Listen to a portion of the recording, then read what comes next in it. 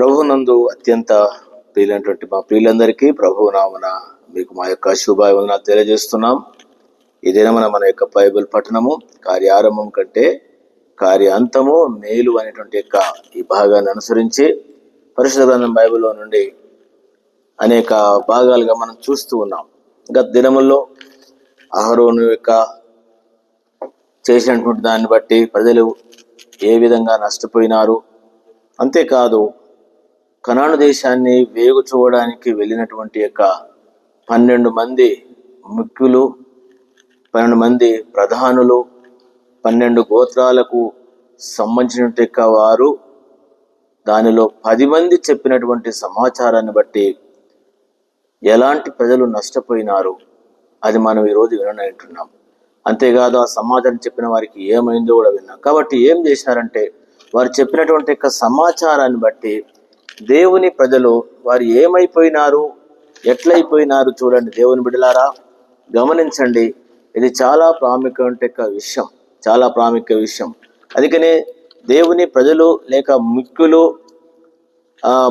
ప్రధానులు చెప్పేటువంటి యొక్క సమాచారము విని నష్టపోవడమే కాకుండా దేవుడు మన మధ్యలో చేసినటువంటి కార్యాలను గురించి మనం ఎంతవరకు అవగాహన కలిగి ఉంటున్నాం, ఎంతవరకు ఆ దినముల్లో ఎవరైతే 10 మంది చెప్పినటువంటి చెడ్డ సమాచారాన్ని నమ్మి వారు కూడా అవిశ్వాసులైపోయినారు, వారు కూడా ఏమైనారంటే దుఃఖపడినట్టు వారుగా ఉంటున్నారు, దేవుని అలక్ష్యం చేసిన వాళ్ళుగా ఉంటున్నారు. అందుకని అలాంటి వాళ్ళు ఏమైపోయినారు గమనించండి. సంఖ్యాకాండము 14వ అధ్యాయము మొదటి వచనాల్లో, అప్పుడు ఆ సర్వ సమాజం ఎలుగెత్తి కేకలు వేసెను, ప్రజలు ఆ రాత్రి ఎలుగెత్తి ఏడ్చిరి, మరి ఇశ్రాయేలు అందరూ మోషే అహరోనుల మీద సనుక్కొనిరి. ఆ సర్వ సమాజం, అయ్యో ఐగుప్తులో మేమేలా చావలేదు, ఈ అరణ్యమందు మేమేలా చావలేదు, మేము కత్తి వాత పడినట్లు యెహోవా మమ్మును ఈ దేశంలోనికి ఎలా తీసుకొని వచ్చెను, మా భార్యలు మా పిల్లలు కొల్లపోదురు, తిరిగి ఐగుప్తుకు వెళ్ళటం మాకు మేలు కాదా అని వారితో ఆనిరి. గమనించండి, వారు చెప్పిన సమాచారాన్ని బట్టి వీరేం చేస్తున్నారంటే వీరేమన్నా నమ్మకం ఉంచినారా అని అంటే లేదు. కాబట్టి ప్రియ సంగమా, దేవుని బిడ్డలారా, ఎవరి మాట వింటున్నావు నీవు? నిన్ను నడిపించేటువంటి వ్యక్తి సరైనడు కాకపోతే, నిన్ను నడిపించేటువంటి వారు నీకు చెప్పేటువంటి వారు సరిగా లేకపోతే వారిని అనుసరించి నీవు నష్టపోబాకు. నీవైనా ఎరగాలి కదా. అందుకని వారు ఏమంటున్నారు 4వ వచనంలో, వారు మనము నాయకుణ్ణి ఒకరిని నియమించుకొని ఐగుప్తునకు తిరిగి వెళదామని ఒకరితో ఒకరు చెప్పుకొనగా. గమనించండి, ఏమంటున్నారు ఇప్పుడు? మేము ఏమైపోతాం? ఐగుప్తులోనికి తిరిగి వెళ్ళిపోతాము అంటున్నారు. ఎక్కడ దాకా వచ్చినది?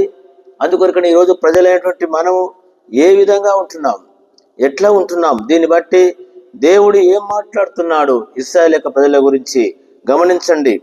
11వ వచనం, సంఖ్యాకాండం 14:11, యెహోవా ఎన్నాళ్ళ వరకు ఈ ప్రజలు నన్ను అలక్ష్యం చేయుదురు, ఎన్నాళ్ళ వరకు నేను వారి మధ్య చేసిన సూచక క్రియలన్నింటిని చూసి నమ్మకయుంది. ఇప్పుడు ప్రజల గురించి మాట్లాడుతున్నాడు. ఇంతకుముందు ఆ 10 మందిని గురించి మాట్లాడినాము. ఇప్పుడు ఎవరి గురించి? ప్రజలు. ఎన్నాళ్ళ వరకు ఈ ప్రజలు నన్ను అలక్ష్యము చేయుదురు, ఎన్నాళ్ళ వరకు నేను వారి మధ్య చేసిన సూచక్రియలంటే చూసి నమ్మకయుందురు. వాళ్ళకంటే లేదు, ఇశ్రాయేల్ కన్నా ఉండాలి కదా. ఎన్ని సూచక్రియలు చేసినారు, 10 అద్భుతాలు చేసినాడు ప్రభు ఐగుప్తు దేశంలోను. ఎర్ర సముద్రాన్ని పాయలు చేసినాడు.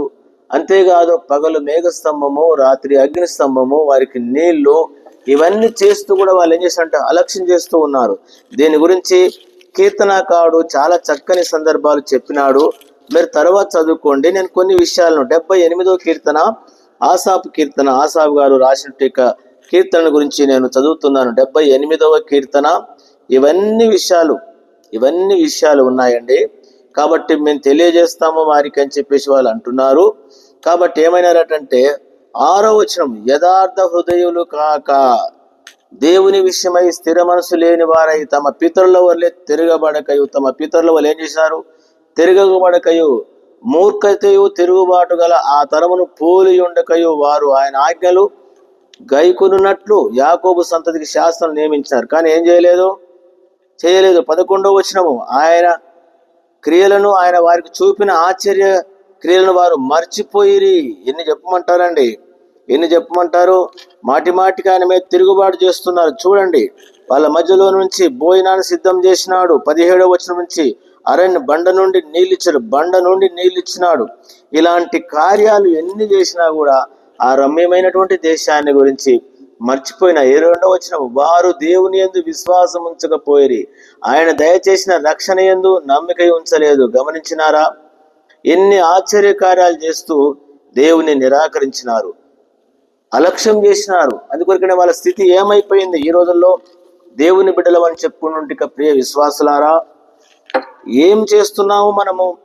ఏ విధంగా వింటున్నాం? దీనిని బట్టి ప్రభువు చెప్పినటువంటి మాట ఏమిటి అని అంటే గమనించండి. నేను చదువుతున్నాము, వినండి.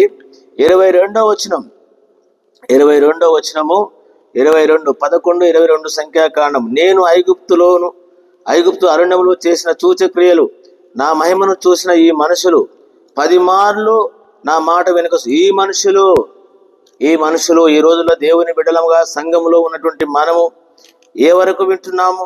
ఏమంటారు 23లో, కాగా వారి పితరులకు ప్రమాణపూర్వకంగా నేను ఇచ్చిన దేశమును వారు చూడరు. గమనించినారా? నన్ను అలక్ష్యం చేసిన వారిలో ఎవరునూ దానిని చూడరు. ఎంత బాధికరమైన విషయం. ఏ దినాల్లో ఉన్నాము ప్రియులారా? ఏ సత్యంలోనికి, ఏ సహవాసం క్రమంలోనికి నేను తీసుకురాబడ్డాము? ఇన్ని ఆశ్చర్య కార్యాలు, ఇన్ని సంవత్సరాలు దైవజనుని యొక్క పరిచర్లో ఉంటూ ఈ రోజు విశ్వాస జీవితంలో ఏమైనాం? గమనించండి. నేను చదువుతున్నాను, వినండి.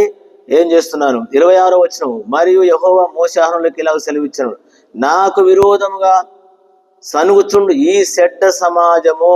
గమనించండి, చెడ్డ సమాజము. ఈ రోజులు ఎట్లా ఉన్నాము సమాజముగా, సంఘములో? నేను ఎంతవరకు సహించవలను? ఇశ్రాయేలు నాకు విరోధంగా సనుగుతున్న సనుగులను విని ఉన్నాను. మరి ఇప్పుడు ఏం చేస్తాడట? నీవు వారితో యెహోవాకు ఏదనగా నా జీవము తోడు, మీరు నా చెవిలో చెప్పినట్లు నేను నిశ్చయముగా మీ ఎడల చేసేదను.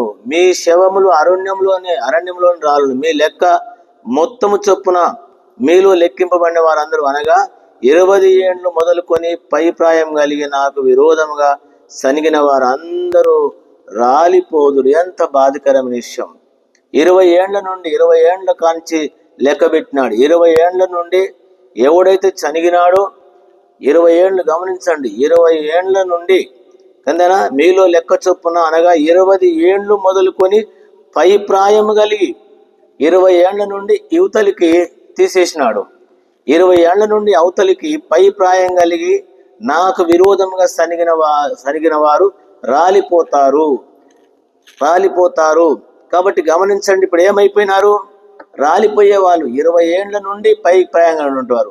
ఎంతమంది సనిగి ఉంటారు అనంటే, ఈ మాటను బట్టి చూస్తే అందరూ సనిగినట్టే కదా, అందరూ ఎన్నట్టే కదా. 31, అయితే వారు కొల్లబోదురని మీతో చెప్పిన మీ పిల్లలను నేను ఆ దేశంలోనికి రప్పించదను. మీరు తృణీకరించిన దేశమును వారు స్వతంత్రించుకోండి. మీరు ఏ దేశాన్ని అయితే తృణీకరించినారో, దేవుని మాట వినలేదో, మీరు పోరు, మీ పిల్లలు ప్రవేశపెడతానన్నాడు. 32, అయితే మీ శవములు అరణ్యంలోనే రాలును. మీ శవములు ఈ అరణ్యంలో క్షేమ వరకు, మీ పిల్లలు ఈ అరణ్యంలో 40 ఏళ్ళు తిరుగులాడుచు మీ వ్యభిచార శిక్షను భరించరు. గమనించండి పిల్లారా, ఎంత బాధికరమైన విషయం. చివరి దినాలలో ఉన్నాం. కార్య ఆరంభం కంటే కార్య అంతము మేలనే భాగాన్ని మనం తలుస్తూ ఉన్నాం. ఇప్పుడు వీళ్ళ పరిస్థితులు ఏంటి? 34, మీరు ఆ దేశమును సంచరించి చూసిన 40 దినముల లెక్క ప్రకారం దినమునకు 1 సంవత్సరము చొప్పున 40 సంవత్సరములు మీ దోష శిక్షను భరించి నేను మిమ్మను రోసివేసినట్టు తెలుసుకొందురు. గమనించండి, ఇప్పుడు ఏమైపోయినారు? 40 దినములు వాళ్ళు తిరిగి సంచారం చేసి వచ్చినారు. 10 మంది చెప్పిన చెడ్డ సమాచారాన్ని బట్టి వీళ్ళు కూడా విని, వీళ్ళ యొక్క అవిశ్వాసాన్ని బట్టి, వీళ్ళ తిరుగుబాటును బట్టి, అంటే 20 సంవత్సరాల నుండి పై ప్రాయం కలిగిన 40 ఏళ్ళు తిరుగుతారంటే వాళ్ళు బతికే ఎంత అంటే 60 ఏళ్ళ వరకే. 20 ఏళ్ళు ఇవి, 40 ఏళ్ళు అవి. వాళ్ళ జీవితం అంతా కూడా ఏం చేసినారంటే ఎంతో ఇబ్బందిలోనూ, ఎంతో, గమనించండి, మీ శవములు ఈ అరణ్యంలో క్షేమగు వరకు మీ పిల్లలు ఈ అరణ్యం 40 ఏళ్ళు తిరుగువారు. 40 ఏళ్ళు ఎన్ని కష్టాలు కూడా వెళుతూ వచ్చినారు.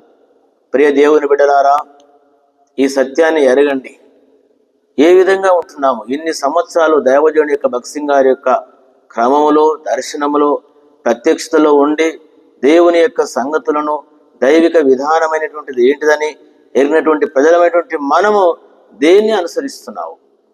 మిక్కులు ఆ ప్రధానులు చెప్పినట్టు చెడ్డ సమాచారాన్ని జాగ్రత్త గుర్తుపెట్టుకో. నీవు వాళ్ళ మీద పెట్టొద్దు. మమ్మల్ని నడిపించేవాడు ఎట్లున్నాడు, మా సేవకుడు అట్లున్నాడు, మా పెద్దలు ఇట్లా ఉన్నారు, మా నాయకులు అట్లా ఉన్నారు, మా దాంట్లో ముఖ్యులు అట్లున్నారు కాబట్టి మేము ఇట్లా ఉంటామని చెప్తే ఇప్పుడు వాళ్ళు అట్లే ఉన్నారు. వాళ్ళు చెప్పిన సమాచారాన్ని విన్నారు. ఇప్పుడు ఏమైపోయినారు? వాళ్ళు పోయినారు. వీళ్ళు కూడా ఏమైపోయినారు? నష్టపోయినారు.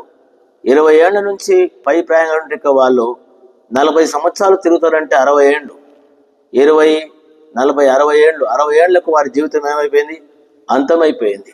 ఇంకోటి ఏంటంటే ఈ 60 ఏళ్ల నుంచి సంగేటువంటి వాళ్ళు ఎంతమంది అని అంటే ఎన్ని లక్షల మంది పోయినట్టు.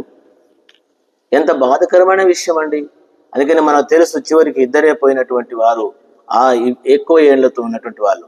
కాబట్టి ఈ యొక్క సమయంలో ఈ భాగానేటువంటి మనము ఆ ఇశ్రాయేలు వల్లే మనం ఏం కాకూడదు అంటే నశించిపోకూడదు. ఎందుకు రాయబడినాయి అని అంటే 1 కొరింథీ పత్రిక 11వ అధ్యాయము నేను చదువుతున్నాను, గమనించండి. చివరి దినాలలో ఉన్నాము ప్రియులారా. ఇది అన్యగా భావించకుండా ప్రభువు మాకు ఇచ్చినట్టు భారాన్ని మీ ముందు పంచుకుంటున్నాం. కార్యారంభం కంటే కార్యాంతము మేలు. 10వ అధ్యాయము 1 కొరింథీ పత్రిక 10. ఈ అధ్యాయం అంతటిలో కూడా వాళ్ళ గురించే రాయబడి ఉంది. వారు ఏం చేశారంటే మోషేని బట్టి బాప్తిసం తీసుకున్నారట, ఆత్మసమైన ఆహారం భుజించినారంట, ఆత్మసమైన పానీయం తాగినారంట. ఆ బండ క్రీస్తు అని ఉంది. 40 ఏళ్ళు వారిని వెంబడించింది. అయితే వారిలో ఎక్కువ మంది దేవునికి ఇష్టలుగా ఉండకపోయారు కనుక అరణ్యంలో సంహరించబడి. ఎంత బాధకరమైన విషయం.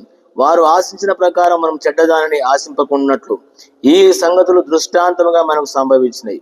జనులు తినుటకు తాగుటకంట దృష్టాంతముగా సంభవించిన. యుగాంతముగా మనకి ఏం కలగడానికి అంటే బుద్ధి కలగడానికి. గమనించండి, నేను చదువుతున్నాను, గమనించండి.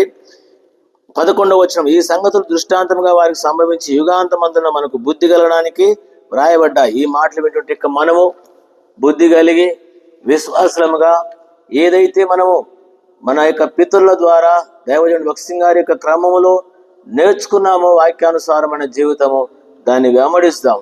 ఇప్పుడు నడిపించేటువంటి 10 మంది యొక్క చెడ్డ సమాచారాన్ని బట్టి వారు ముఖ్యులు కదండి, వారు ప్రధానులు కదండి అని చెప్పి తప్పుడుగా నడిపించేటువంటి వారిని వెంబడిస్తే వారు పోయేది లేదు, మనము పోయేది లేదు. కాబట్టి ఇలాంటి విధానానికి గురి కాకుండా ప్రభు మనకిచ్చినటువంటి దృష్టాంతములను ఎరిగి తీర్మానం కలిగి కనాను దేశంలో ప్రవేశపెట్టబడినటువంటి మిగతా జనంలాగా మనము తీర్మానం కలిగి ఉందాం. ఆ విధంగా ప్రభు మనకు సహాయపడును గాక. ప్రార్థన చేస్తాం. ప్రియ తండ్రి, బాగానే దీవించమని యేసునామమున ప్రార్థన వేడుకుంటున్నాను తండ్రి, ఆమేన్. మన తండ్రి అయిన దేవుని యొక్క ప్రేమ, మన ప్రభువైన యేసుక్రీస్తు కృప, పరిశుద్ధాత్మ సహవాసం తోడై ఉండును గాక. ఆమేన్. ప్రైజ్ ది లార్డ్ అండి. మీ అందరికీ ప్రైజ్ ది లార్డ్.